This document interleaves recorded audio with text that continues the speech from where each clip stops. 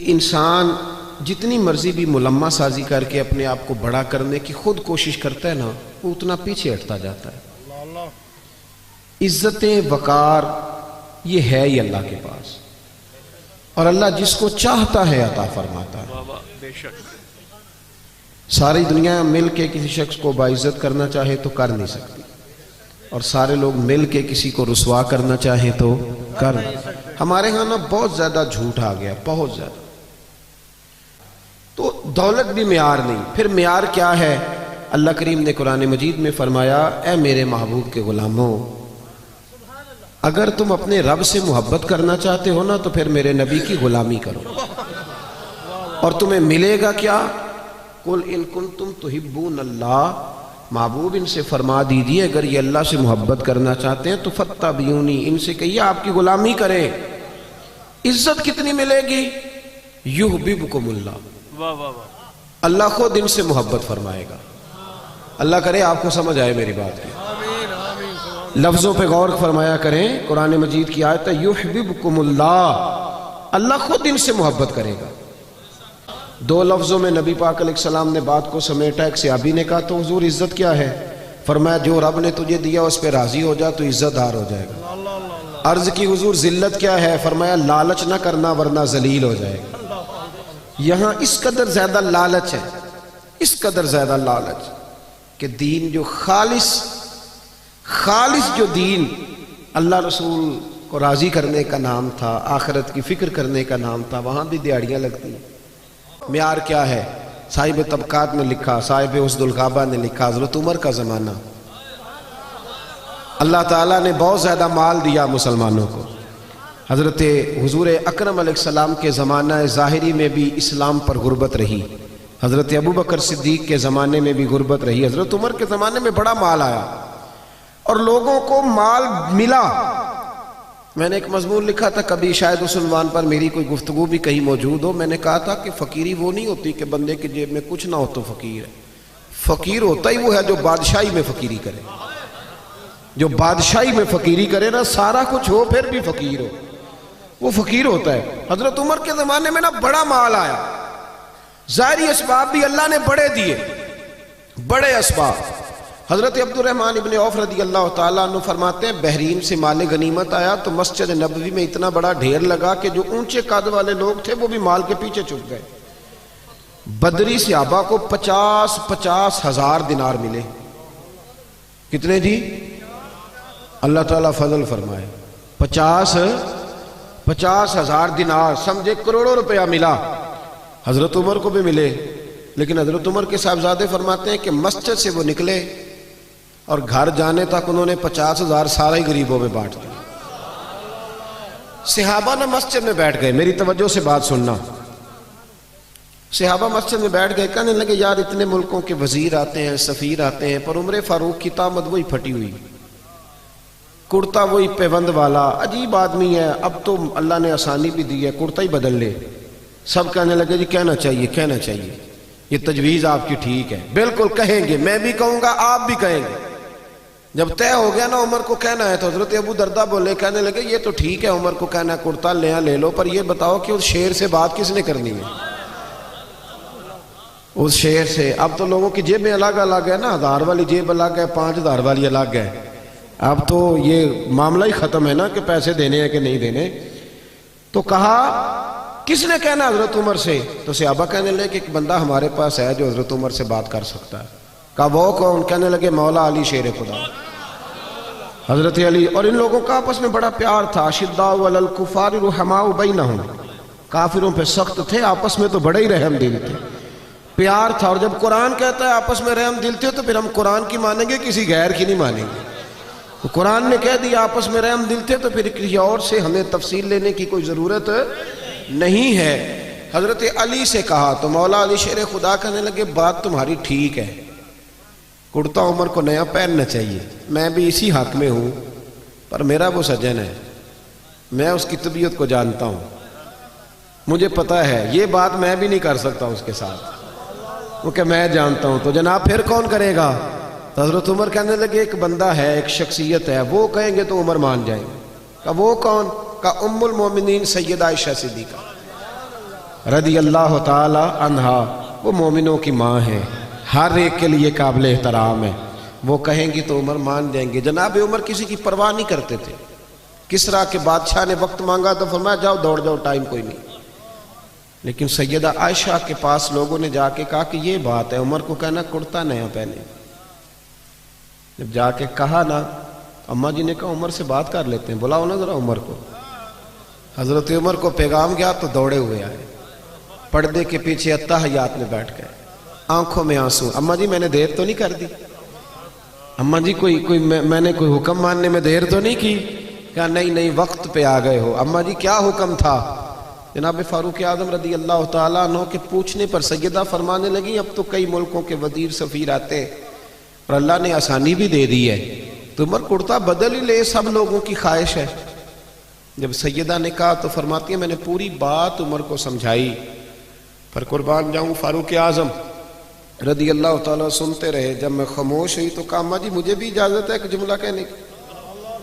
کہا عمر اجازت ہے۔ تو جناب عمر رو پڑے، کہنے لگے میرے لیے ضروری ہے آپ کی بات ماننا، آپ جیسے کہیں گی میں مان لوں گا، پر مجھے اسی طرح کے کرتے پہنائیے گا جس طرح کے میں رسول پاک کے دور میں پہنا کرتا تھا، اور میں انہی طریقوں پہ چلنا چاہتا ہوں جن پہ ابو بکر صدیق چلے۔ اماں جی میں سمجھتا ہوں کہ میری عزت کرتے میں نہیں، میری عزت تو محمد عربی کی غلامی میں ہے، آپ مہربانی فرمائیں۔ کہتی ہیں وہ جناب عمر کی بات میرا کلیجہ چیر گئی اور میں نے رونا شروع کر دیا، میں رونے لگی اور میں نے کہا عمر آپ جائیے، بات صحابہ کی بھی ٹھیک تھی پر جہاں آپ کھڑے ہیں نا سب سے بہترین کھڑے ہیں، آپ جائیے۔ میرے بھائی کپڑوں میں عزت رہ گئی، گاڑیوں میں عزت رہ گئی، دولتوں میں عزت رہ گئی، اور میرے بھائی دولت میں بڑی عزت ہوتی تو سب سے زیادہ دولت سیدہ فاطمہ الزہرا کے گھر میں پڑی ہوتی۔ اگر مال بڑا شاندار ہوتا نا، بڑا ضروری ہوتا تو سب سے زیادہ امام حسن اور حسین کی تجوریوں میں ہوتا، لیکن میرے نبی نے تو ہاتھ اٹھا کے دعا مانگی کہ اللہ میرے اہل بیت کو ضرورت کے مطابق روزی دینا۔ حضور نے آپ کہیں ثابت کریں کہ نبی کریم نے کہا یا اللہ میرے بچوں کو زیادہ مال دے؟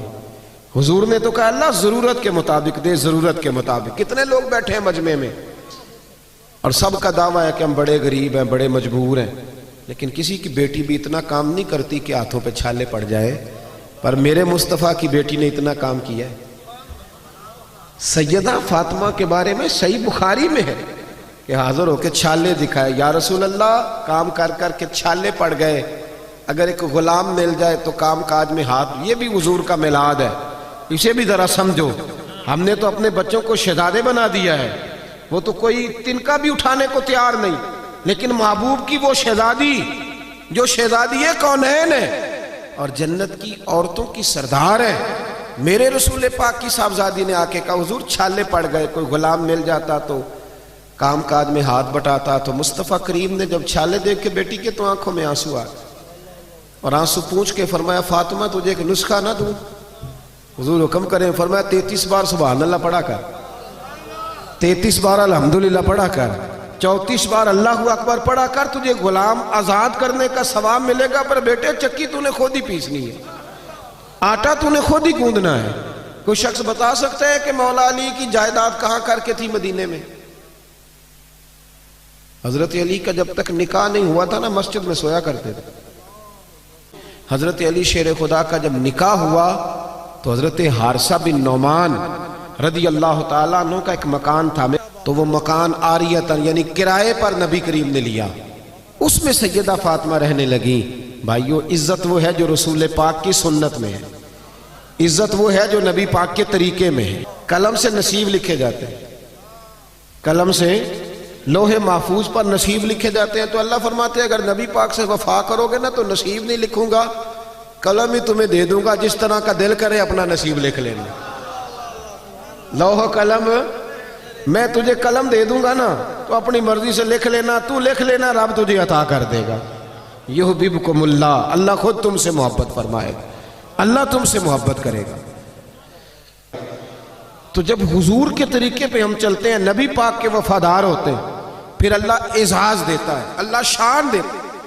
حضرت ختیجہ اس وقت حضور کی بارگاہ میں آئیں جب دین پر غربت تھی، اور عام بی بی نہیں تھی، مکے کی ملکہ تھی، ملکہ سارا زمانہ جن کی غلامی کرتا ہے، وہ حضور کی بارگاہ میں آئیں حضرت خدیجہ آئیں حضور کی بارگاہ میں تو اتنا مال تھا، فرماتی ہیں 20 نوکرانیاں تھیں میرے گھر میں کام کرنے والی. اور پھر بخاری مسلم میں موجود ہے کہ ایک وقت وہ بھی آیا کہ سیدہ خدیجہ الکبریٰ خود کھانا پکا کے نکلی اور کچے باورچی خانے میں روٹی پکائی، اور آپ کے کرتے کو 10 پیوند لگے ہوئے. حضرت خدیجہ الکبریٰ رضی اللہ تعالیٰ عنہ نے 20 نوکرانیاں دیکھی. پھر حال یہ ہوا کہ اماں جی کے اپنے کپڑوں پر پیوند لگا ہوا ہے، اور جناب سیدہ خدیجہ الکبریٰ جب باورچی خانے سے کھانا لے کے حضور کی بارگاہ تک پہنچی نا، یہ پیغام میرا بیٹیوں کو بہنوں کو دینا جا کے کہ جب بی بی خاوند کے لیے کھانا پکا کے نکلتی ہے تو رب اس بات کو پسند کتنا کرتا ہے. اس کو صرف دنیا نہ سمجھنا، اس کا درجہ کیا ہے.